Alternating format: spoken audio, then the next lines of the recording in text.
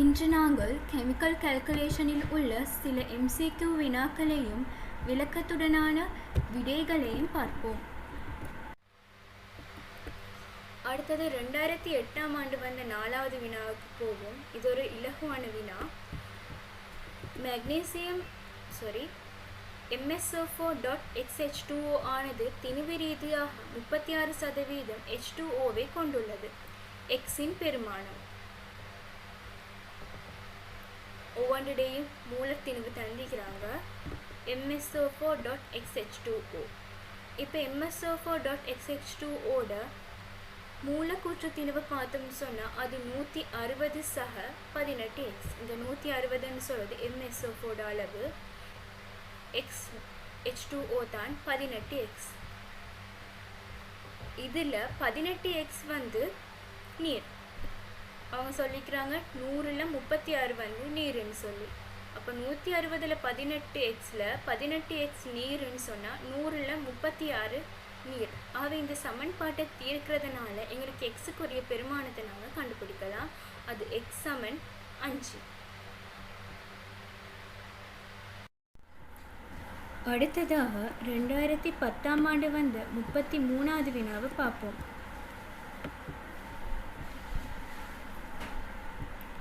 H2O2வின் ஒரு நீர்க்கரைசலின் 1 டெசிமீட்டர் கணம் ஆனது ஒரு முற்றாக கூட்டற்பிரிவுக்கு வெப்பமாக்கப்பட்டது.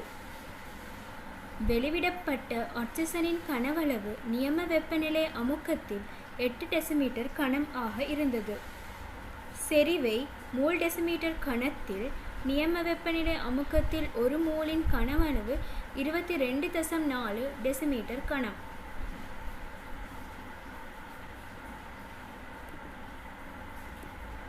H2O2 ஆனது கூட்டற்பிரிவுக்கு வெப்பமாக்கப்படக்கொள்ள H2Oவையும் O2வையும் தரும். அதாவது 2 மோல் H2O2லிருந்து 2 மோல் H2Oவும் 1 மோல் O2வும் கிடைக்கும். 1 டெசிமீட்டர் கணம் H2O2லிருந்து 8 டெசிமீட்டர் கணம் ஆக்சிஜன் வருது. ஆக்சிஜன் வாயு கிடைக்குது. இங்கே பார்த்தோன்னு சொன்னால் நியம வெப்பநிலை அமுக்கத்தில் ஒரு மோலின் கனவளவு 22.4 டெசிமீட்டர் கணம். அதாவது நியம வெப்பநிலை அமுக்கம் அப்படின்னு சொல்கிறது 0.C வெப்பநிலையிலும் 1 ATM அமுக்கத்திலும் ஒரு மூல் வாயுண்ட கனவளவு. அது எந்த மூல் வாயுவாக இருந்தாலும் அதில் கனவளவில் மாற்றம் இல்லை. அது 22.4 டெசிமீட்டர் கணம். எங்களுக்கு நியம வெப்பநிலை அமுக்கத்தில் தான் 8 டெசிமீட்டர் கணம் ஆக்சிஜன் வாயு கிடைக்குது. ஒரு மோல்டு 22.4 டெசிமீட்டர் கணம்னு சொன்னால் 8 டெசிமீட்டர் கணமானது எத்தனை மோல்டு கணிக்கலாம். அது எங்களுக்கு 0.357 மூலை தருது. இப்போ ஆக்சிஜன் மூல் அளவு தெரியும். H2O2க்கு ஆக்சிஜன் மூல் விகிதம் வந்து 2:1. ஆகவே H2O2வின் செறிவு தான் இங்கே அவங்க கேட்டிருக்கிறாங்க. அதனால் H2O2வின் செறிவை காண்றதுக்கு அதோட மூளை வந்து 2ஆல் பெருக்கி 1 டெசிமீட்டர் கணம், அதாவது அதோட கனவளவினால் பிரிக்கிறோம். அது எங்களுக்கு 0.71 மோல் டெசிமீட்டர் கணம் என்ற பெருமானத்தை தருது. அடுத்ததாக 2008ஆம் ஆண்டு வந்த 18வது வினாவை பார்ப்போம். H2 கேஸ் முன்னிலையில் TiO2 சூடாக்கப்படும் போது டைட்டானியத்தின் இன்னர் ஆக்சைடு உருவாகின்றது. TiO2இன் 1.6 கிராம் ஆனது இவ்வாக்சைட்டின் 1.4 கிராமை உண்டாக்குமானால் இந்த ஆக்சைட்டினது சூத்திரம். TiO2 ஆனது H2 கேஸ் முன்னிலையில் தாக்கமடையும் பொழுது TiON, அதாவது புதியதொரு ஆக்சைட்டினையும் நீரையும் விளைபொருளாக தருது. இங்கே Ti ஆனது ஆரம்பத்தில் டைட்டானியம் ஆக்சைட்டில் இருக்கிற டைட்டானியம் அளவும் பிறகு டைட்டானியம் ஆக்சைட்டில் புதிய டைட்டானியம் ஆக்சைட்டில் இருக்கிற டைட்டானியத்தின் அளவும் மாறலாடி எடுக்கிறோம். அதாவது இந்த டைட்டானியம் ஆனது வேறு எதுவாகவும் சூழலுக்கு இழக்கப்படலை. அது அப்படியே புதிய டைட்டானியம் ஆக்சைட்டில் இருக்குது அப்படின்னு எடுத்து இந்த வினாவை செய்கிறோம். 1.6 கிராம் டைட்டானியம் ஆக்சைடில் உள்ள டைட்டானியம் 80 கிராமுக்கு 48 கிராம் டைட்டானியம் இருக்குதுன்னு சொன்னோம். 1.6 கிராமுக்கு எவ்வளோடு பார்த்தா அது 0.96 கிராம். புதிய ஆக்சைட்டின் ஆக்சிஜனின் நிறை பார்க்கும் பொழுது 1.4 கிராம் 0.96 கிராம். அது ஆக்சிஜன் நிறைய தருது.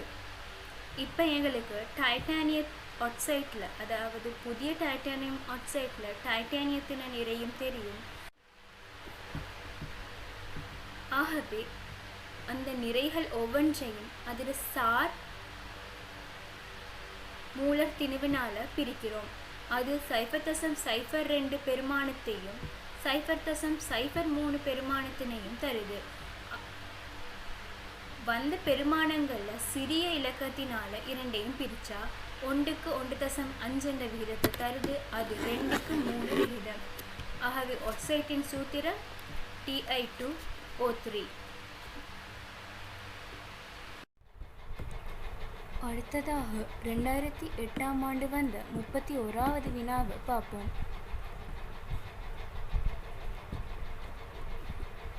NaClஇன் N1 கிராம், மெக்னீசியம் குளோரைட்டின் M2 கிராம் ஆகியன நீரில் கரைக்கப்பட்டு பின்பு 1 டெசிமீட்டர் கனத்துக்கு ஐதாக்கப்பட்டது. இக்கரைசலின் 25 சென்டிமீட்டர் கனம் மிகையான AgNO3 கரைசலுடன் தொழிற்பட விடப்பட்டது. பெறப்பட்ட வீழ்படிவின் திணிவு M3 கிராம் ஆகும்.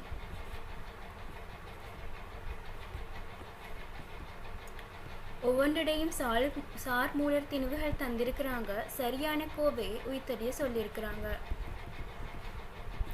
முதல்ல NaCl பார்த்தோன்னு சொன்னால் அது அந்த கரைசலில் Na+ அயனாகவும் NaCl- அயனாகவும் இருக்கும்.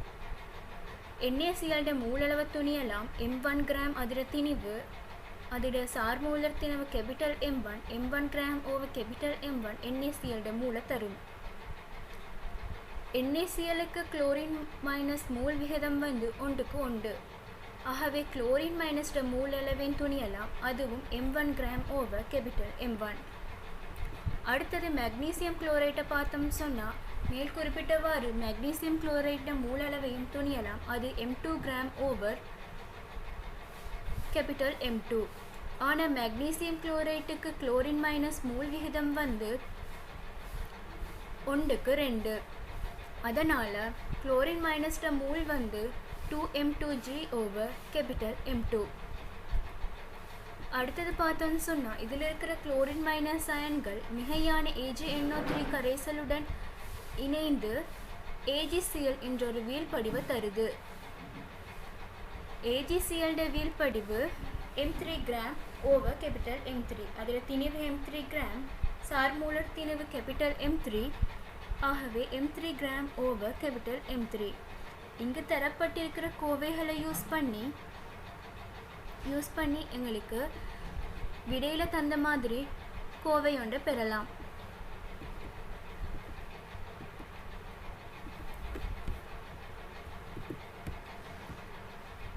N1 + N2 = N3. அதாவது குளோரின் மைனஸ் NaCl இருக்கிற குளோரின் மைனஸ் மூல அளவின் கூட்டுத்தொகையும் மெக்னீசியம் குளோரைட்டில் இருக்கிற குளோரின் மைனஸ் மூல அளவின் கூட்டுத்தொகையும் AgCl மூல அளவுக்கு சமன் அப்படின்னு எடுக்கிறோம். ஏன்னு சொன்னால் இதில் இருக்கிற குளோரின் மைனஸ்கள் அயன்கள் Ag+ உடன் இணைந்து AgCl என்ற வீழ்படிவை தரும் என்றதுனால இங்கே N1க்கு M1 gram over capital M1, அதாவது NaCl குளோரின் மைனஸ் மூல அளவு. N2க்கு 2M2 gram over capital M2, அதாவது NgCl2ல இருக்கிற குளோரின் மைனஸ் மூல அளவு. இங்கே ஒரு விஷயம் பார்த்தோம்னு சொன்னால் 1000 மேல் 25ஆல் நாங்கள் அதை பெருக்கியிருக்கிறோம். என்ன ரீசன்னு சொன்னால் இதில் கரைசலில் 1 டெசிமீட்டர் கணத்தில் 25 சென்டிமீட்டர் கணத்தை தான் நாங்கள் என்ன செய்கிறோன்னு சொன்னால் AgNO3யோட தாக்கமடைய விடுறோம். அதனால் நாங்கள் 1000 மேல் 25ஆல் பெருக்கியிருக்கிறோம். அது சமன் M3 gram over capital M3. விடைக்கேற்ற மாதிரி இந்த கோவையை மாத்திரம்னு சொன்னால் எங்களுக்கு இந்த ஆன்சர் கிடைக்குது. ஆகவே விடை வந்து 5.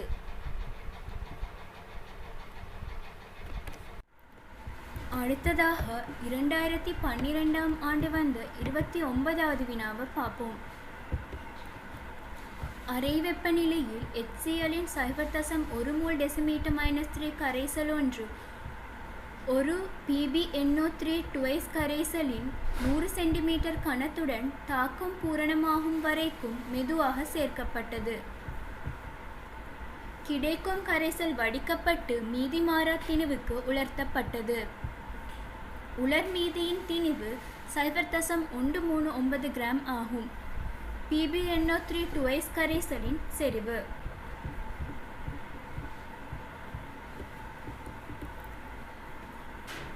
PbNO3 2S கரைசலானது HClஉடன் தாக்கமடையும் பொழுது Pb குளோரைட் என்ற வீழ்படிவ தருது.